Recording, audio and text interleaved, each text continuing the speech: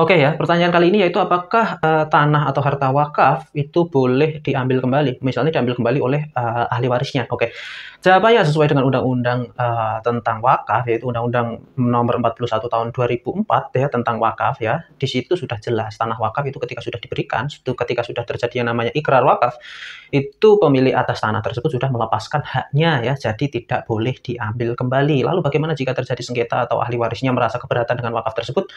Ketika wakaf itu dijalankan pada saat, pewakaf atau yang memberikan wakaf itu masih hidup, ya tetap nggak bisa. Namun ketika, wakafnya hanya berupa, wasiat misalnya, itu memang, sesuai dengan aturan tidak boleh melebihi dari harta, sepertiga harta ya. Misalnya, 50% maka nggak boleh seperti itu, harus diwakafkan 50% itu nggak boleh. Jadi hanya maksimal sepertiga. Ketika, yang mewakafkan itu misalnya sudah meninggal, ada wasiat untuk mewakafkan tanahnya separuh gitu, nggak bisa, tapi maksimal sepertiga ya. Jadi, untuk tanah wakaf itu tidak bisa diambil kembali. Lalu bagaimana jika tanah wakaf itu, tidak sesuai keperuntukannya? Misalnya tanah wakaf digunakan untuk masjid, namun ternyata tanah wakaf tersebut digadaikan atau digunakan untuk, hal lain atau digunakan untuk, kepentingan, wakif atau yang mengelola wakaf tersebut.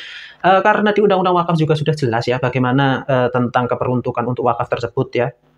Tanah wakaf itu kan tidak boleh yang namanya dijadikan jaminan, disita, bahkan dijual atau diwariskan ya, atau ditukar. Jadi ketika ada pelanggaran, terhadap hal tersebut, misalnya dijadikan jaminan hutang, maka sesuai dengan pasal 67 mengenai Undang-Undang Wakaf ya, maka ada tuntutan pidananya, yaitu pidana penjara 5 tahun dan denda 500 juta ya, seperti itu. Jadi ketika memang ada pelanggaran, silahkan dibicarakan baik-baik atau dimediasi baik-baik atau bisa diselesaikan di pengadilan agama. Karena untuk menyelesaikan permasalahan wakaf seperti ini harus diselesaikan di pengadilan agama. Jadi untuk yang mau wakaf, jadi pikir-pikirkan dulu dengan baik, silahkan bicarakan baik-baik dengan keluarga, walaupun nggak ada syarat harus izin ahli waris ya untuk mewakafkan sesuatu, namun ini daripada terjadi konflik di kemudian hari, lebih baik dibicarakan baik-baik terlebih dahulu agar tidak terjadi konflik di kemudian hari ketika pewakafnya misalnya meninggal, seperti itu. Oke, saya pikir itu cukup.